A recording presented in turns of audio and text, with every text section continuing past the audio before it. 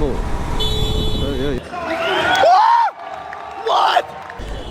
এদিক দিয়ে এতক্ষণে থাকা যেত না গাড়ির মানে বাইকের সাউন্ডে, এই যে এদিক দিয়ে নিচ দিয়ে, বাট এখন সাউন্ডটা অনেকটাই কম।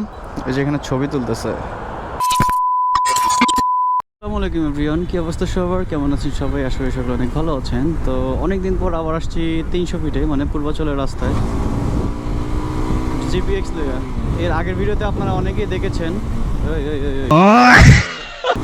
এখানে যে রাশ করতেছে।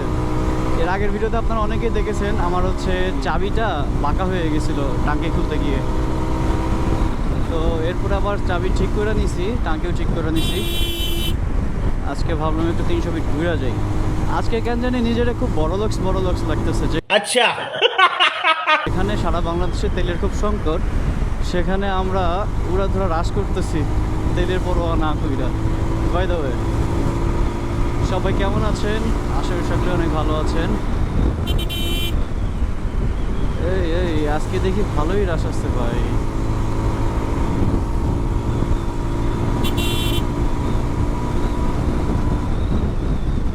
যাই হোক, শুনলাম কিছুদিন আগে 300 ফিটে নাকি কট খাইছে কে যেন।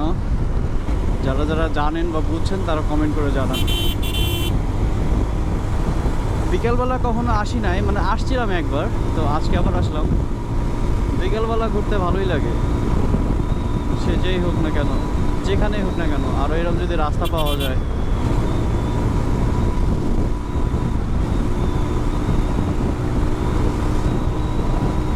যাই হোক, বেশি রাশ ড্রাইভ করবো না, সিম্পলি একটু উপভোগ করার চেষ্টা করি। আজকে এখন দেখি বাইকার কেন জানি কম 300 ফিটে, মানে তেলের জন্য নাকি? আরে সিগন্যাল কি ধরবো?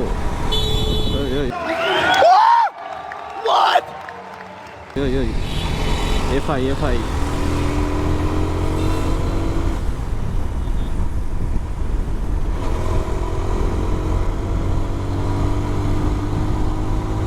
যাই হোক, আসার সময় আমরা নিচ দিয়ে আসবো, বাট এখন আমরা উপর দিয়ে যাচ্ছি। আমার এক ছোটো ভাই আসছে ওরা দেখানোর জন্য। ও 300 ফিট দেখে নাই তো, যার কারণে ওরা নিয়ে আসা।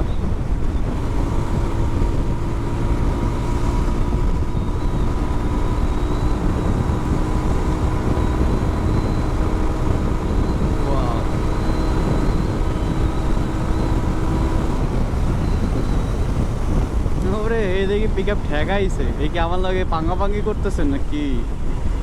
এই আমরা আরো সামনে যাব।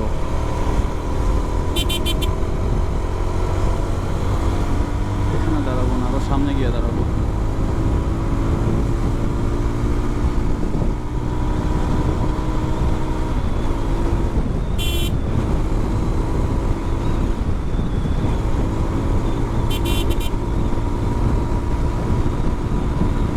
বাইকের কেন জানি এখন একটু ইঞ্জিন হিট হচ্ছে। আই থিঙ্ক এটা মোবিল চেঞ্জ করতে হবে। অনেকদিন ধরে মোবিল চেঞ্জ করি না তো, অনেকদিন বলতে কি বাড়িতে গিয়ে লাস্ট একবার মোবিল চেঞ্জ করছি, এরপরে ঢাকা আসছি,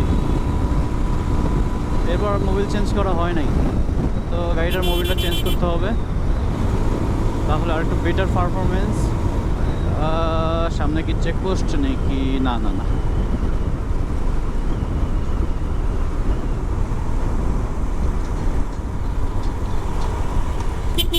এখানে একবার কট খাইতে নিয়েছিলাম না?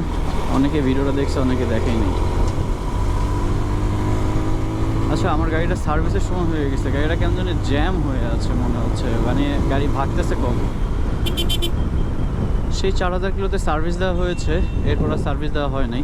দ্যাটস ওয়াই হয়তো বা হতে পারে এরকম, আই থিঙ্ক। চলেন একটু সামনে থেকে ঘুরে এসে, আসছি যখন একটু সামনেও যাই।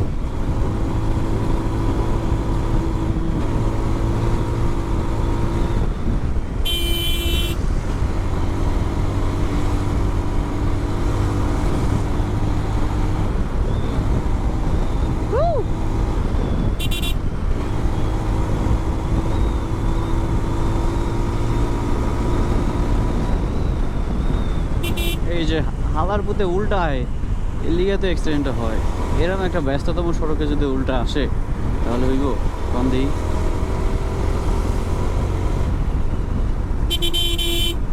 ও ওকে, আমরা এখানেই দাঁড়াবো, একটু সামনে গিয়ে সাইড করে দাঁড়াবো।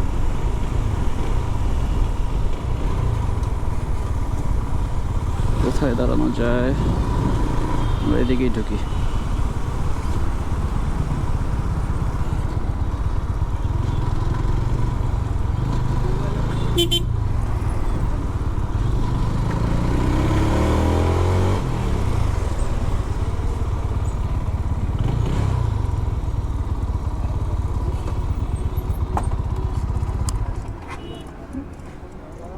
ওকে, এখানে একটু ঘোরাঘুরি করি, দেখে কি অবস্থা 300 ফিটের। চাইছিলাম করে ছবি উঠাতে, বাট গাড়ির তো কাদা লেগে আছে, এই জন্য ভাবলাম যে না, আজকে না আর একদিন। সো এই হলো আমার সেই ডেমন। কিসে কি সাউন্ড করে? মানে গাড়ির বাতাসে বাতাসে। ওকে, আসো, এই গাড়ি লক করছি, দেখো তো। ওকে, আসো।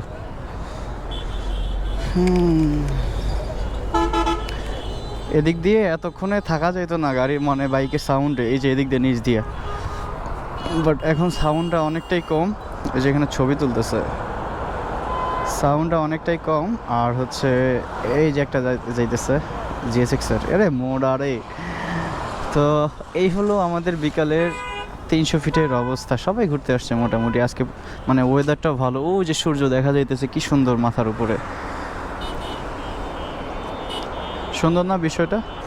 আর এই হচ্ছে ছোট্ট ওরফে বসন্ত, যাকে আমি দেখানোর জন্য নিয়ে আসছি 300 ফিট। এই তো তো ভিডিওটা বেশি লম্বা করবো না, কারণ এখানে দেখানোর মতো তেমন কিছু নেই। আপনারা অনেকেই জানেন 300 ফিটে কী কী আছে না আছে। সো আজকে ভিডিওটা এখানে শেষ করছি, দেখা হচ্ছে আবার পরবর্তী ভিডিওতে। ততক্ষণ পর্যন্ত ভালো থাকবেন, সুস্থ থাকবেন। আল্লাহ হাফেজ, টেক কেয়ার, বাই বাই।